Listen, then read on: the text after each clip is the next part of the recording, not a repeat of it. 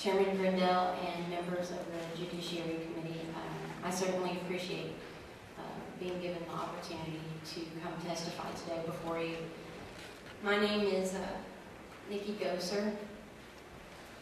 I'm here to support the passage of Ohio's restaurant carry bill. I'm one woman who truly understands the right to self-defense and the importance of this bill becoming law.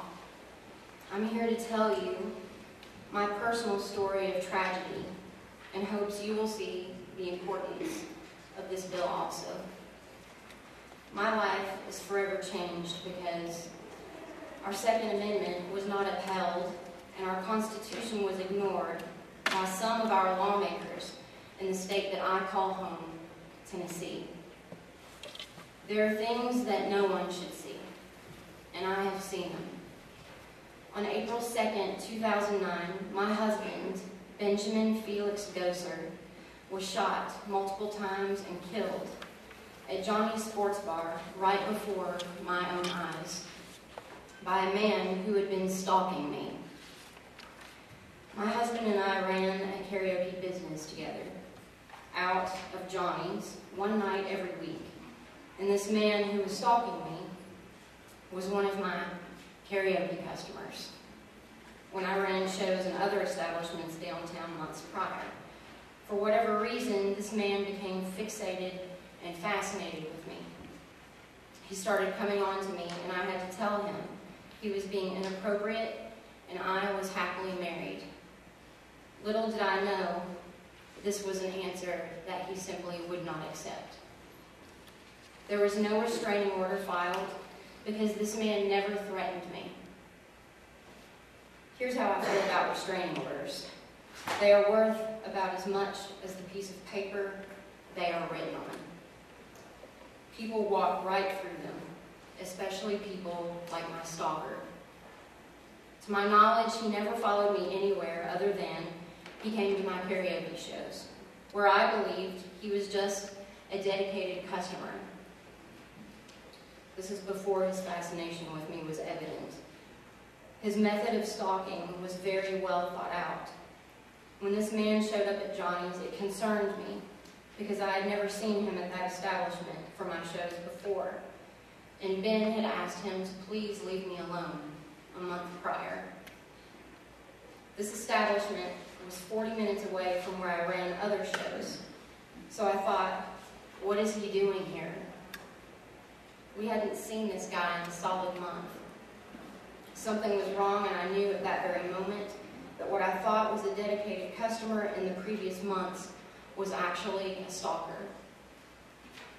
I asked management to remove him, and when they confronted him and asked him to leave, he pulled a .45 caliber handgun and murdered Ben in front of me and 50 other patrons. That man was eventually tackled by a United States Marine that happened to be in the crowd and held until police came.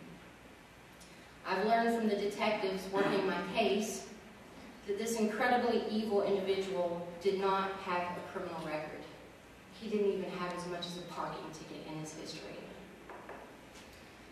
And he also did not have a handgun carry permit. I, however, did. That night at Johnny's, I left my loaded, permitted handgun locked in my vehicle just outside the front door because Tennessee state law at the time told me that I could not carry my legal weapon in an establishment that serves alcohol. My gun could have saved my husband's life that horrible night. At the time, I was trained beyond what is required to carry a handgun for personal defense. Since my husband's death, I have taken it upon myself to get some of the best training Tennessee has to offer a civilian. It is something that I take very, very seriously. Since Ben's death, I've made it my mission to educate people on the importance of our Second Amendment rights. The founders of our great country saw that people who wish to do us harm would not be so successful if we as a citizenry were armed. It is a right to self-defense, not a privilege. I don't blame the gun that was used to kill my husband. I blame the person behind the gun. A gun cannot pull its own trigger. I hear people say all the time, but guns are made to kill. And I say, yes, a gun can kill. But in the correct hands, a gun can be used to save innocent lives. Think of all the places where innocent people have been shot to death by criminals. Places such as schools, churches, military bases, restaurants that serve alcohol. These are all places where guns were not allowed. Gun-free zones are killing zones.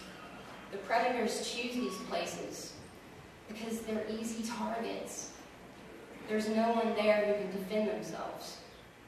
Inevitably, many people die before help arrives. That help comes in the form of someone with, guess what? A gun. Almost all active shooter situations are ended by a good guy with a gun. Limiting where you carry is not the answer.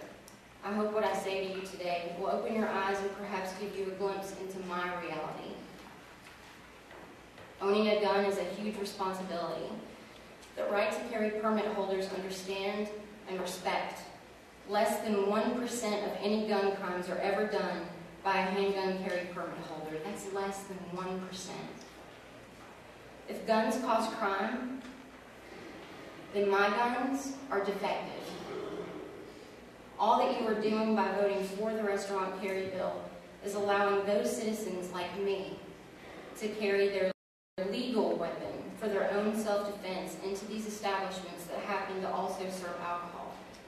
A family should be able to eat at O'Charlie's, Ruby Tuesday, TGI Fridays, and be protected. If a business owner does not wish to have legal guns in their establishment, they can simply post a sign saying so. Permit holders will honor that sign, just as I did. But criminals could care less and will carry anyway, just as they do now and have always done. Laws mean nothing to murderers.